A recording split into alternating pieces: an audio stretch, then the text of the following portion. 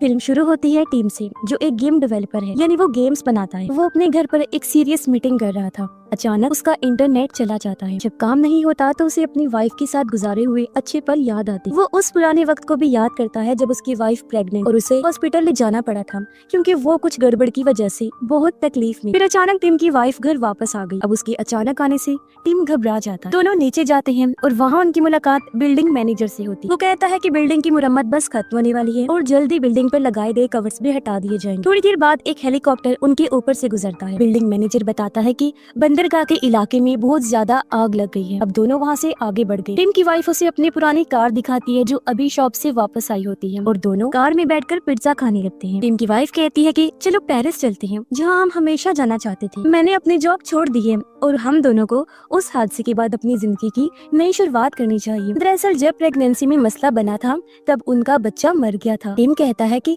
मैं अपनी जॉब नहीं छोड़ सकता, जाना तो चाहता हूँ लेकिन अभी नहीं। फिर उसे काम वाली जगह से फोन आया और वो मसरूफ हो जाता है। रात को दोनों बेड पर लेटे थे लेकिन जाग रहे होते हैं और उसकी वाइफ रो रही। अगली सुबह टिम उठकर देखता है कि उसकी वाइफ अपना सामान लेकर जाने के लिए तैयार खड़ी है। वो कहती है कि तुम कभी नहीं बदलोगी और मैं तुम्हें छोड़ रही हूँ। जब वो दरवाजा खोलती है तो देखती है कि अजीब सी ईंटों ने रास्ता बंद कर दिया है। उसे लगता है कि ये टिम ने किया है, ये उसे हटाने का कहती है। टिम भी चेक करता है लेकिन उसे भी कुछ समझ नहीं आता। टिम की वाइफ खिड़की चेक करती है लेकिन वहाँ भी वही ईंटें लगी हुई थी और पता चलता है कि हर खिड़की पर इन ईंटों ने रास्ता ब्लॉक किया हुआ है। टिम की वाइफ ईंट तोड़ने की कोशिश करती है और टिम भी मदद करता है लेकिन कोई असर नहीं हुआ। फिर टिम की वाइफ कॉल करने की कोशिश करती है लेकिन सिग्नल्स नहीं मिलते। टिम वाईफाई चेक करता है लेकिन वो भी पूरी तरह डेड होती है। दोनों हर तरफ सिग्नल्स ढूंढने लगते हैं लेकिन कहीं से कोई सिग्नल नहीं मिलता। टिम देखता है कि जब फोन ईंट के पास ले जाया जाता है तो फोन में कुछ अजीब सी गड़बड़ होने लगती है। टिम की वाइफ ड्रिल मशीन निकालती है और उसकी मदद से ईंटों को तोड़ने की कोशिश करती है। टिम ने भी मदद की लेकिन अभी भी कोई फायदा नहीं हुआ, बल्कि उल्टा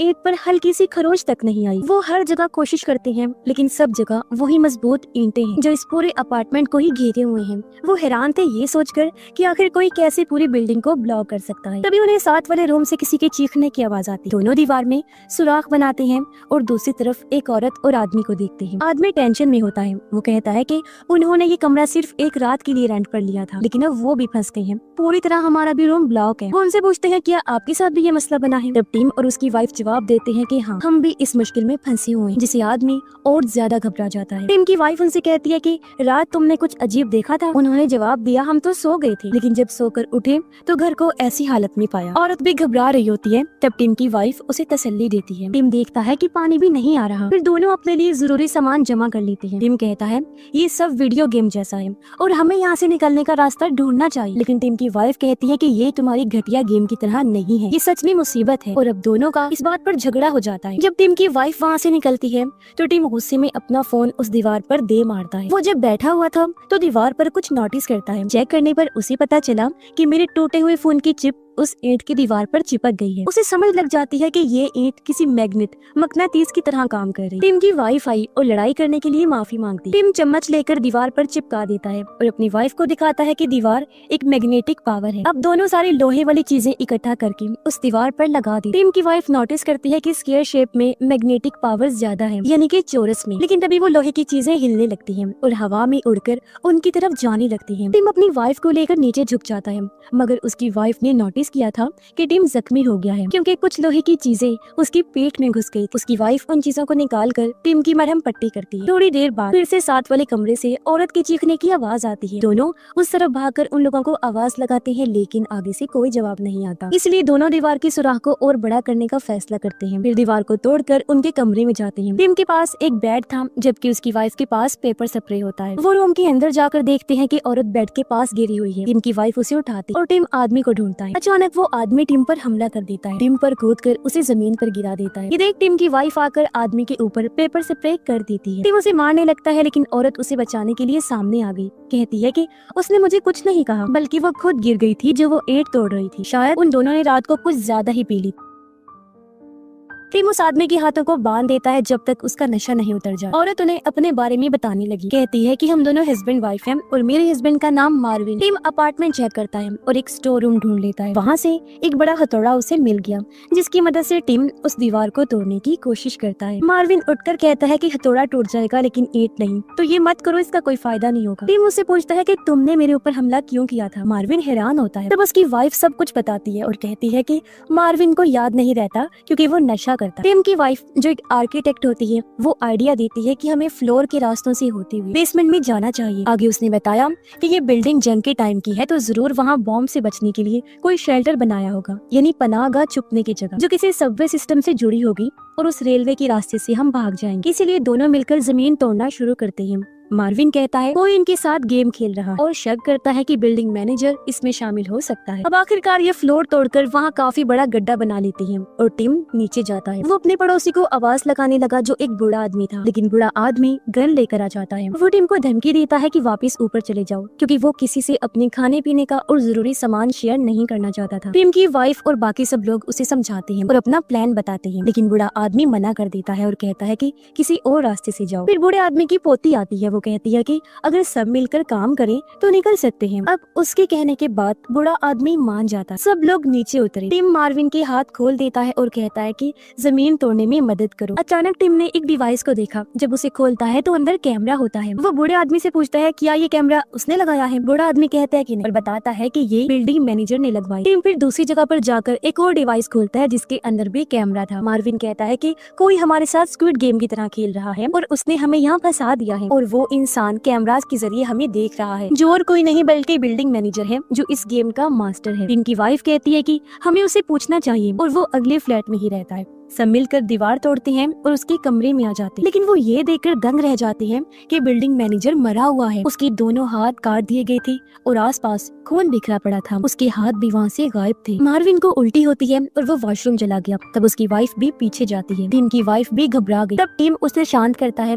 लेकिन वो भी रूम से बाहर चली गई। टीम बिल्डिंग मैनेजर का फोन चेक करता है जिसमें इस दीवार की बहुत सारी तस्वीरें। फिर सब लोग दोबारा जमीन तोड़ना शुरू कर देते हैं। टीम की वाइफ उसे एक न्यूज आर्टिकल दिखाती है जिसमें उसी आग का जिक्र होता है, जिससे उसे लगता है कि जरूर इन सब के बीच में कोई कनेक्शन। अचानक जोर से जमीन टूट जाती है जिससे टिम, मार्विन और उसकी वाइफ नीचे गिर जाते हैं। टिम की वाइफ नीचे आकर उसे संभालती है, जबकि मार्विन और उसकी वाइफ भी खुद को संभाल लेते हैं। बूढ़े आदमी की पोती भी तैयार होती है नीचे जाने के लिए। बूढ़ा आदमी उसे बंदूक देते हुए कहता है कि वो अकेली जाए, मैं यही रुकूंगा, लेकिन उसकी पोती जबरदस्ती उसे ले जाती है। ये जब नीचे पहुंचे तो एक आदमी हाथों को उठाए हुए वहाँ आता है। अपने बारे में बताते हुए कहता है कि मेरा नाम यूरी है और जो इस फ्लैट में रहता था वो मेरा दोस्त था और मैं कुछ दिन के लिए उसके पास रहने के लिए आया था। वो पूछता है कि वो लोग जमीन क्यों तोड़ रही हैं, तुम लोगों का क्या प्लान है। अब जब वो प्लान सुनता है तो हंसने लगा। कहता है कि ये ईंट की दीवार उनकी हिफाजत के लिए है और कहता है कि ये एक हाई टेक सिस्टम है जो किसी भी हमले से बचाता है। टिम पूछता है क्या तुम्हारे पास इस थ्योरी का कोई सबूत है। यूरी के पास कोई खास जवाब तो नहीं था, इसलिए वो अजीबोगरीब थ्योरीज बताने लगता है। टिम की वाइफ पूछती है कि तुम्हारा दोस्त कहाँ है जो यहाँ पर रहता है। यूरी उन्हें अपने दोस्त की लाश दिखाता है और कहता है कि वो अचानक गिर गया था, शायद दिल का दौरा पड़ा होगा और वो इन ईंटों के बारे में रिसर्च भी कर रहा था। सब लोग उदास हो जाते हैं और बात करते हैं कि क्या बाहर सब कुछ खराब हो चुका है या नहीं, हमें जाना चाहिए या फिर नहीं। मार्विन, उसकी वाइफ और टिम की वाइफ कहते हैं कि वो बाहर जाने का रिस्क लेंगे, घर में फंसी रहना सही नहीं है। फिर वो सब रूम से बाहर निकल जाते हैं। बूढ़े आदमी की पोती पीछे रहती है ताकि यूरी के दोस्त का काम चेक कर। यूरी कहते हैं कि इसी दीवार की टेंशन लेते लेते मेरा दोस्त भी मारा गया। बूढ़े आदमी की पोती भी बाकी लोगों के साथ चली जाती है। सब लोग जमीन तोड़ते हैं और नीचे बेसमेंट में चले जाते हैं। वहाँ वो सुरंग ढूंढते हैं और दरवाजे को तोड़ने लगते हैं, लेकिन वो ये देखकर हैरान रह गई कि उसके पीछे भी वही ईंटों की दीवार मौजूद है। मार्विन गुस्सा होकर हथौड़े से दीवार पर मारता है। टिम उसे रोकने की कोशिश करता है। बूढ़ा आदमी गन उस पर तान देता है शांत करने के लिए। मार्विन कहता है ओके ओके अब सब ठीक, लेकिन अचानक बंदूक छीनकर दीवार पर शूट्स कर देता है। गोलियां दीवार के पास रुककर वाइब्रेट करने लगती हैं। टिम चिल्लाता है कि सब झुक जाओ। सब झुक जाते हैं और गोलियां उनके ऊपर से गुजर गई, लेकिन बूढ़ा आदमी सही टाइम पर झुक नहीं पाता और एक गोली उसे लग जाती है। उसकी पोती फौरन पास जाती है और सबसे मदद मांगती है। मार्विन उसकी मदद को आया, लेकिन बूढ़े आदमी की पोती उस पर चिल्लाने लगती है और अब बूढ़ा आदमी वहीं दम तोड़ देता है। सब लोग यूरी के दोस्त के कमरे में बैठे हुए थे। मार्विन की वाइफ पूछती है, क्या सबकी जिंदगी में कोई ऐसी सेम चीज हुई है जो हम सबको जोड़ती हो? वो कहती है कि जब वो छोटी थी तो मरते मरते बची। बूढ़े आदमी की पोती कहती है कि उसकी माँ कैंसर से मर गई। यूरी कहता है कि वो एक आदमी को मार चुका है जब वो पुलिस में था। बूढ़े आदमी की पोती कहती है कि सब मार्विन के बारे में जानते ही हैं जो उसने अभी अभी किया। मार्विन फिर माफी मांगता है बूढ़े आदमी को लेकर, लेकिन उसकी पोती फिर से उस पर चिल्लाती है। अब वो लोग टिम और उसकी वाइफ से पूछते हैं। उसकी वाइफ बोलने लगी, लेकिन टिम रोकता है। इसके बावजूद भी वो बता देती है कि हमने अपना बच्चा तब खोया है जब वो मेरे पेट में था। टिम दूसरे कमरे में चला जाता है। उसकी वाइफ भी वहाँ आ गई और दोनों की फिर से लड़ाई होने लगती है। उसकी वाइफ कहती है कि हमारा बच्चा मरने के बाद तुम सिर्फ काम में घुस गई और कभी मुझसे ठीक से बात नहीं की। सारी तकलीफ मुझे अकेले ही झेलना पड़ी। टिम खुद को रिलैक्स करता है और बाकियों से कहता है कि हमें हाथ पर हाथ रख के नहीं बैठना चाहिए। बिल्डिंग मैनेजर के कमरे में कुछ सबूत ढूंढने चाहिए। बूढ़े आदमी की पोती कहती है कि यूरी के दोस्त का काम भी चेक करना चाहिए, शायद वहाँ हमें कुछ पता चल जाए। अब टीम मार्विन और उसकी वाइफ बिल्डिंग मैनेजर का रूम चेक करने जाते हैं, जबकि टीम की वाइफ और बूढ़े आदमी की पोती यूरी के दोस्त का काम देखने जाते हैं, लेकिन यूरी को इसमें कोई दिलचस्पी नहीं हो। जब वो बिल्डिंग मैनेजर का घर चेक कर रहे, टिम देखता है कि ये रूम ऊपर वाले रूम की निस्बत छोटा है। वो एक दीवार चेक करता है और उसे पता चला कि यहाँ एक खुफिया रूम है। मार्विन भी एक रिमोट ढूंढ लेता है, लेकिन इस पर पासवर्ड लगा हुआ था। वो लोग रिमोट पर पाउडर फेंकते हैं और उंगलियों के निशान उन्हें मिलते हैं, जो निशान 4 नंबर्स पर थे। अब वो लोग उन्हें 4 नंबर्स का पासवर्ड बनाते हैं। मार्विन की वाइफ कहती है वो तब तक बाकी लोगों को बुला लेती। ऊपर उन दोनों को यूरी के दोस्त के रूम से उसका बिजनेस कार्ड मिलता है। कार्ड से पता चलता है कि वो नैनो टेक्नोलॉजी पर काम कर रहा था। वो एक कंपनी से जुड़ा हुआ था जो नैनो टेक्नोलॉजी और डिफेंस सिस्टम के बारे में थी, यानी किसी भी खतरे से बचने के लिए जो टेक्निक्स और टेक्नोलॉजीज इस्तेमाल होती थी उन सब के बारे में। वो लोग यूरी से पूछते हैं, लेकिन वो कहता है कि उसने अपने काम के बारे में कभी ज्यादा बात नहीं। वो सिर्फ ये जानता है कि मेरा दोस्त एक प्रोग्रामर था। वो और तलाशी लेती है तो उसके दोस्त का लैपटॉप और फोन टूटा हुआ मिलता है। यूरी कहता है जब भी मेरे दोस्त को कुछ समझ नहीं आता था तो वो चीजें दीवार से मारकर तोड़ दिया करता था। उन्हें एक कागज मिलता है जिस पर कोड लिखा हुआ था, शायद ये कोड दीवार खोलने के लिए था। यूरी हंसकर कहता है कि अगर दरवाजा खोला गया तो खतरनाक शुआएं अंदर आकर सबको मार देंगे। मार्विन की वाइफ आकर कहती है कि उन्होंने कुछ ढूंढा है। टीम की वाइफ और यूरी चेक करने ऊपर जाने लगते हैं, जबकि बूढ़े आदमी की पोती और रिसर्च करने के लिए इधर ही रुक जाती है। टीम अलग अलग पासवर्ड लगाता है और एक लगाते ही वो खुफिया दरवाजा खुल गया। वो लोग अंदर जाते हैं तो वहाँ पर कंप्यूटर्स थे जिन पर उन सबके कमरों में लगाए गए कैमरास की फुटेज चल रही। वो टीम और उसकी वाइफ का कमरा चेक करते हैं और इस ईंटों की दीवार के फैलने का सही वक्त देख। ये दीवार पूरी बिल्डिंग पर ऐसे फैल रही थी जैसे कोई डिफेंस सिस्टम ऑन हो गया हो और ये एडवांस नैनो टेक्नोलॉजी हो। बूढ़े आदमी की पोती यूरी के दोस्त की लाश को चेक करती है। जब उसका स्कार्फ हटाकर देखती है तो गला घोटने के निशान। उधर वो लोग यूरी के दोस्त के कमरे को चेक करते हैं जिसकी लाश जमीन पर पड़ी हुई थी। जब वो यूरी से उसकी मौत के बारे में पूछते हैं तो देखते हैं कि यूरी वहाँ नहीं होता। मार्विन उसे ढूंढने जाता है और वो लोग वीडियो देखते हैं जिसमें यूरी का दोस्त फोन लेकर इस दीवार के पास गया था और वहाँ लाइट 3-4 बार फ्लैशेस होती हैं और पता चलता है कि यूरी के दोस्त ने ईंटों की इस दीवार को खोल लिया था। मार्विन यूरी को ढूंढने उसके कमरे में गया और देखता है कि यूरी अपने दोस्त के काम को जला रहा है। टीम और बाकी लोग भी वो फुटेज देख लेते हैं जब यूरी अपने दोस्त का गला दबा रहा था। मार्विन देखता है कि बूढ़े आदमी की पोती भी बेड के पास मरी हुई है। वो यूरी पर चिल्लाने लगा, लेकिन यूरी कहता है कि वो सबकी जान बचाने के लिए ऐसा कर रहा है। टीम गन लेकर आता है और देखता है कि यूरी मार्विन का गला दबा रहा है। यूरी फिर टीम पर हमला करके उसे नीचे गिराकर गला दबाने लगता है। मार्विन उठ खड़ा हुआ और यूरी को टांग से मारकर दूर गिरा देता है और टीम की जान बचा लेता है। बाकी लोग भी वहाँ आ गए, कहते हैं कि यूरी को मत मारो, शायद उसे बाहर जाने का रास्ता मालूम हो। टीम उसे बेहोश करके कुर्सी से बांध देता है। अब इन सब लोगों को बूढ़े आदमी की पोती के मरने का बहुत अफसोस था। मार्विन की वाइफ सोचती है कि यूरी ने अपने दोस्त को इसलिए मारा होगा क्योंकि उसे बाहर जाने का रास्ता मिल गया था। वो लोग जले हुए कागज पर कोड देखते हैं, जबकि मार्विन की वाइफ वीडियो देखने जाती है ताकि कुछ और जानकारी मिल सके। जले हुए पेपर से पता चलता है कि ये कोड एक तरतीब की तरह है जो किसी खास कोड की तरफ इशारा कर, बिल्कुल वैसे ही जैसे एक तरतीब से इस बिल्डिंग पर ईंटों की ये दीवार है। टीम की वाइफ यूरी के दोस्त का बिजनेस कार्ड दिखाती है।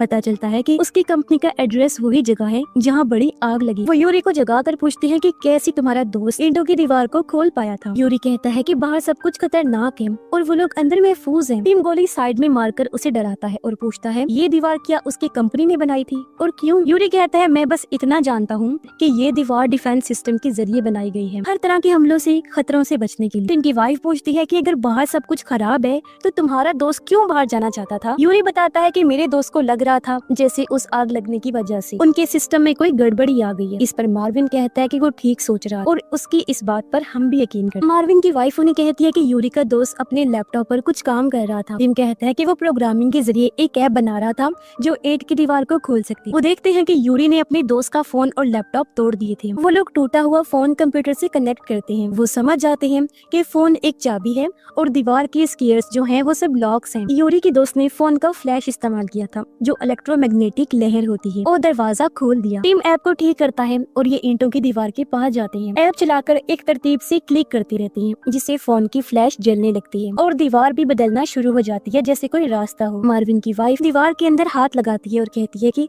मुझे गर्मी महसूस हो रही है। फिर वो घबराते हुए कहती है कि अब मेरा हाथ बाहर नहीं आ पा रहा और कोई चीज मुझे खींच रही है। वो लोग उसे खींचते हैं लेकिन मार्विन की वाइफ दीवार के अंदर जाने लगती है। फिर दीवार बंद हो गई और मार्विन की वाइफ का सिर्फ आधा जिस्म ही उनके साथ नीचे आकर गिरता है। मार्विन उसकी मौत पर दुखी हो गया जो देख यूरी हंसने लगता है। गुस्से में मार्विन यूरी को गोली मार देता है और फिर खुद को भी शूट करके मार देता है। अब सिर्फ टिम और उसकी वाइफ बची थी जो एक जगह पर उदास होकर बैठे होते हैं। उन्हें लगता है कि सब खत्म हो गया। टिम की वाइफ कहती है कि जब उनका बच्चा चला गया था तो वो बहुत दुखी थी। मुझे तब तुम्हारी जरूरत थी लेकिन तुम मुझसे दूर। वो कहता है मैं तुम्हारा शुक्रगुजार हूँ जो तुम मुझे छोड़ के नहीं गई। उसकी वाइफ कहती है क्योंकि मैं तुमसे प्यार करती हूँ। दोनों फिर तय करते हैं कि वो बाहर जाने का रास्ता ढूंढेंगे। वो ऐप चलाते हैं और देखते हैं कि जब वो बटन दबाते हैं तो अलग अलग तरतीब में अलग अलग फ्लैशेस ऑन होती हैं। जैसे किसी में 6, किसी में 4, किसी में 1 तो किसी में 2। वो वीडियो देखते हैं कि यूरी के दोस्त ने कौन सा रास्ता इस्तेमाल किया था। वो नीचे जाते हैं और ऐप के जरिए दीवार खोदने की कोशिश करते हैं लेकिन यूरी जो जिंदा होता है अचानक टीम पर हमला कर देता है। फिर वो टीम की वाइफ के पीछे गया जो बेसमेंट में गिर जाती है। अब टीम उसे भी धक्का देकर बेसमेंट में गिरा दी। फिर खुद भी वहाँ आ गया। टीम और उसकी वाइफ भागने लगे। यूरी भी उनका पीछा करता है। अंदर आने के बाद वो दरवाजे को बंद कर देते हैं और यूरी बाहर ही रह जाता है लेकिन वो अभी भी दरवाजा तोड़ने की कोशिश कर रहा था। इसीलिए टीम अपनी वाइफ को फोन देते हुए कहता है कि तुम दरवाजा खोलो। उसकी वाइफ कोड डालकर फाइनली दरवाजा खोल लेती है लेकिन इस टाइम पर यूरी जो अंदर घुस आया था टीम पर हमला कर देता है और दोनों एक दूसरे का गला घोंटने लगते हैं। यूरी टीम को नीचे गिरा देता है और वो अपनी वाइफ को कहता है कि तुम अकेले ही यहाँ से चली जाओ। अब इससे पहले यूरी उस पर वार करता पीछे से टीम की वाइफ हथौड़े से उस पर हमला कर देती है और यूरी का खेल खत्म हो जाता है। दोनों अब सुरंग के रास्ते आगे बढ़ते हैं जिसके जरिए वो बाहर आ जाते हैं। वो देखते हैं कि ईंटों की दीवारों ने पूरी ही जगह को घेर लिया है जो देख वो काफी परेशान हो गई मगर इन्हें अपनी गाड़ी नजर आई जिसके अंदर बैठकर वो पेरिस जाने के लिए निकल पड़ते हैं। रेडियो पर खबर आती है कि सच में आग की वजह से कंपनी का एडवांस नैनोटेक सिस्टम एक्टिवेट हो गया था जिससे पूरा ही शहर इसकी लपेट में आ चुका है और अब अगर इस सबसे जान छुड़वानी थी तो उस एडवांस नैनोटेक सिस्टम को बंद करना पड़ेगा। और इसी के साथ ही ये फिल्म इधर ही खत्म हो जाती।